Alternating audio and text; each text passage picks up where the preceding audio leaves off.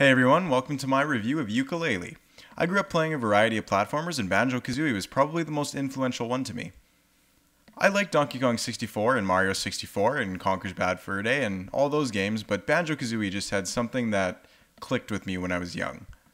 When I heard that some of the creators of Banjo and a large portion of Rare itself was getting together to make another game that was aimed to be a spiritual successor, I was quite excited.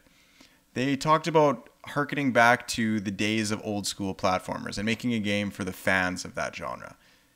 That being said, we now have had 20 years of advancement within video games in general. Can that nostalgia hold up to the standards of the industry today? First off, we do have to talk about this game is extremely similar to Banjo Kazooie.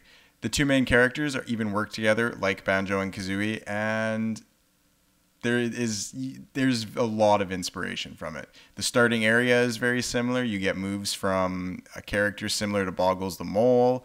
It's a very, very similar game. I'm just going to get that out of the way because I don't want to sit here and make comparisons for the entire review.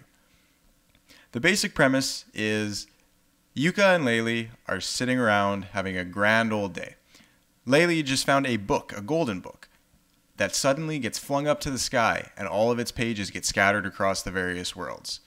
It turns out that Capital B and his organization have created a machine that steals all the books in the world. They are doing this to get possession of the one book that Laylee found, which can actually rewrite history however they see fit. The story is basic, but honestly, that's kind of the point. It doesn't need to be complicated. It just needs to be a reason for our heroes to get involved in the situation. They're not trying to tell Shakespeare here. It's a great story for what it needs to be. So you start in a small area that Yooka and Laylee call home.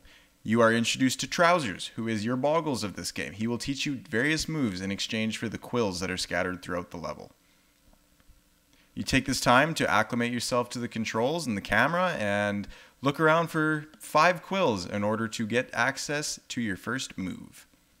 The moveset is extremely diverse. You can get things like a rolling ability that lets you climb steep hills, a sonar ability that lets Laylee shoot out sonar waves like what a bat would do for echolocation, as well as the ability to eat berries that enable Yooka to shoot out ice balls or flames or water or various things like that. There are 5 worlds as well as the hub world, which is Hivory Towers, capital B, puns. There's a ton of puns in this game. They are sprawling areas that require near perfect precision to acquire some of the harder to get pages. That's what they call the pages in this game. That being said, they also can be extremely confusing. Being that they are so large, it is very easy to get lost within the areas themselves. They require a ton of backtracking, and there's lots of times where you need to go back with new moves acquired in later worlds to be able to get pages that you missed. You also add to the fact that you use these pages to expand the worlds once you have completed some of it, and it can make things more confusing because sometimes it's hard to know what was actually changed. The gameplay itself is really good for the most part. I found Yooka controls very well, and I never feel like the game cheated me when I failed at specific areas. When I died or I fell, it was due to my lack of skill at that particular moment. What I did not enjoy, however, was the camera. It is not very good, bordering downright awful at times. When you're in open areas, it doesn't have this issue and it functions fine. But if you get into an enclosed area, the camera can sometimes collide with an object and forcibly move it. It does this to attempt to reposition itself into a better place. However, it usually ends up throwing the camera into a worse place. It was a struggle to get used to it early, but I did manage. It did, however, take a little bit of the enjoyment away. There were also a couple areas that slowed down the pacing immensely. The quiz show in the arcade area was annoying, and I could have done without those aspects. They were boring, and I wanted to continue with the game every time those areas showed up. They felt like padding. They just felt like padding. The graphics are great. They look like an updated N64 platformer. I never had any issues with frame rate, and it stayed at a solid 60 FPS at all times for me. I have heard that other people have had issues with the frame rate, so take that into consideration. I honestly love the aesthetic of the game and believe it's one of the highlights of the game. It looks fantastic. The music is great as well. Rare was always good at using various instruments that are not traditionally used in games, like woodwind instruments and the various percussion that you just don't hear with a lot more of the electronic or rock or various orchestral scores that you hear in games nowadays.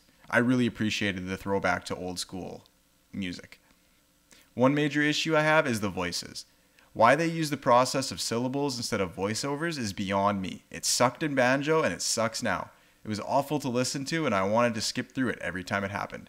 It's just one of those things that just needs to not be done. And like I said, that's my entire opinion on it. I know some people like this, but for me, it was annoying.